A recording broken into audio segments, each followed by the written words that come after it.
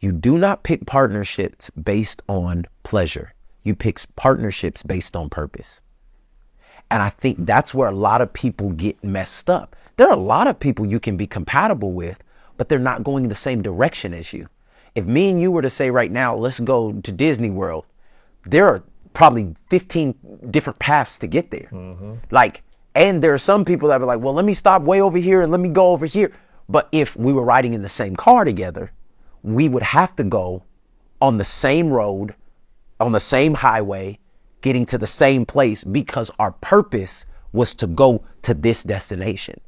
I think a big part of my burden for our generation when it comes to business partnerships, relationships, all those things is to pick partners for purpose, not just for pleasure. Yes.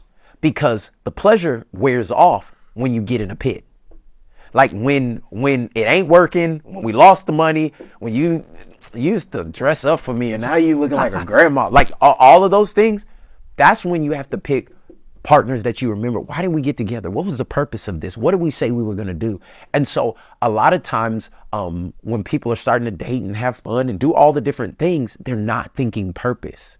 And it's hard to think purpose when you have not spent enough time with yourself personally. That's true. So, because you don't know, like the only way, again, congratulations to you and your beautiful fiance. But part of the reason y'all connect is because of where y'all both want to collectively go. 100%. If she wanted to be in a different country as a scuba diver instructor, and you knew you were supposed to be here doing this, it would conflict with what you could do together. Yeah. And maybe you could be in a relationship for a while and then you start saying, hey, I miss you. And she was like, well, the fish, I love the fish.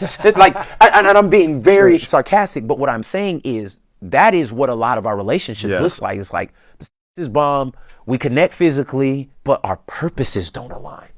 And so. And it can only last so long. Oh my God. To have the chemistry or connection all by itself. That never has worked. If that worked, all relationships would be together. Like the truth of the matter is divorce. There would be no divorce. If it, and that's why I say again in relationship goals, like there is a formula that and a pattern that I believe that has been set out that has worked from generation to generation to generation. That if you get the right relationships right first, if you get the relationship right with yourself, the relationship right with God, and then you can get the relationship right with somebody else, then that pattern takes you to where you need to be. What I'm hearing you say is that when you're in alignment with your higher purpose, yes, and when you're in alignment with your own individual purpose of who you are, yeah, you'll start to align with someone else and you'll start to see, okay, we're on the right track together. And maybe you like different things, but we have a similar idea about a vision and a value system for our life. And then what happens is the most magical part. Tell me. Is that you guys make each other better. So my purpose, I thought I had a purpose until I met my wife. And when we got together, it was like, oh, I thought it was going to happen like this.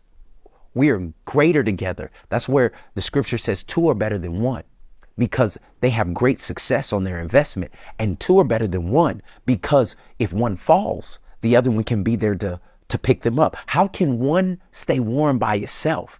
No, they need each other.